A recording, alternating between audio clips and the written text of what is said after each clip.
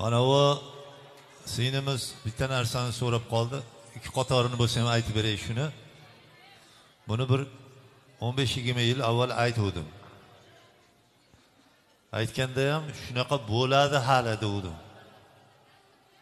Shuna bo'lyapti.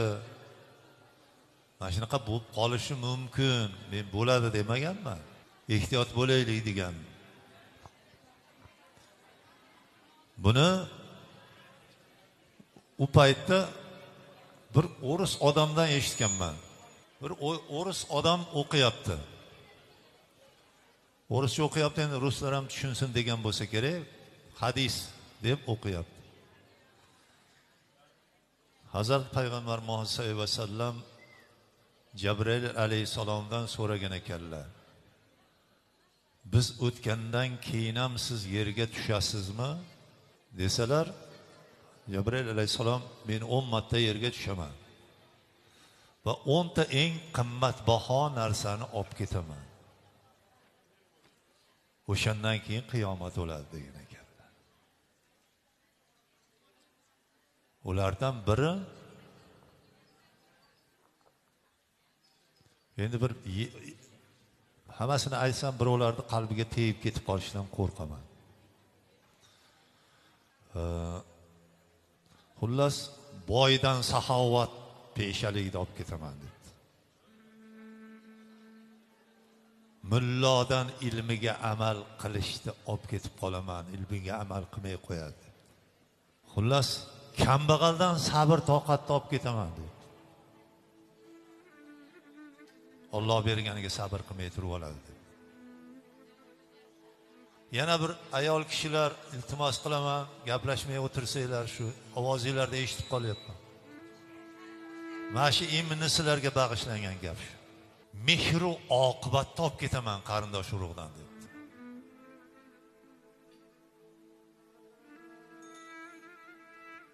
Va hayoni olib ketaman odamlardan, uyalmay qo'yadi hech narsadan dedi. İnsanlar bir-birini qidirmay qo'yadigan bo'lib qoladi. Bolalar otalarga, onalarga ish buyuradigan bo'lib qoladi.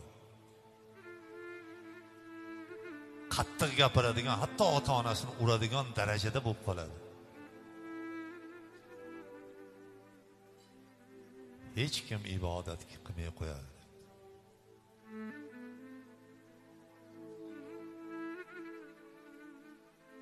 Keyin Qur'on, Zabur, Tavrot, Injil buni olib ketganimdan keyin qiyomat bo'ladi. Biz hozir bir 7-sidami keyin 6-7-larda turgan ekanmiz. O'shanda shuni eslab turib yo'lda ketayotib shu og'zimga birdaniga muhabbat sirlari pinhon qaro ikki qaroqlarda degan so'z keldi. Bu Sirdaryoda ketayotgandim, cho'lda. Erib suvday oqar qalbim o'shal ikki buloqlarda degan so'z keldi. Nima unaqa bo'lyapti? Og'ayin, opa, singillar to'zib ketma yiroqlarda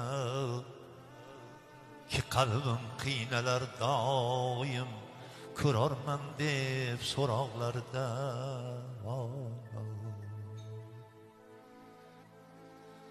Qolay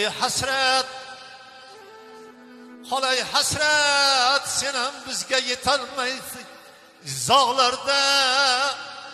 Oyog'im qonlari oqib qotib qolgan tuzoqlarda.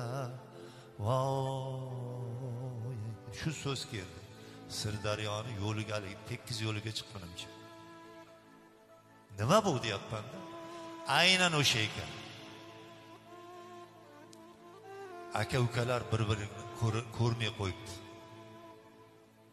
Opa-singillar izlamay qo'yibdi buni. Kelib qopti bu ham. Uni sababi bor ekan. Sabab mana hozir telefon ushlab turibmiz-ku, mana shu ekan. Mana shu telefon chiqdi, kompyuter degan narsa. O'shanda aytdim, zamon tezlashdi deb. hozir juda tez aylanyapti ekan zamon. Mana juma bo'ladi, 2 kundan keyin yana juma bo'lib qolganga o'xshayapti.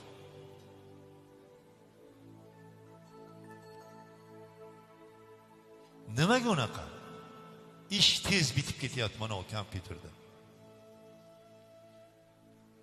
Amerikada birov necha millionlik narsasini 1 minutda mana o Andijonda yo Farg'onada yo Toshkentda turgan odamga sotyapti.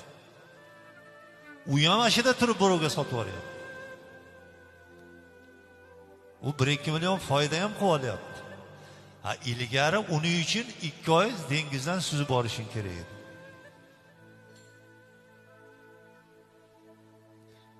U yuk kelishi uchun ham shuncha kutishing kerak edi. 1 minutda bityapti. 10 yilda bitmaydigan ish 1 minutda bitib qolyapti.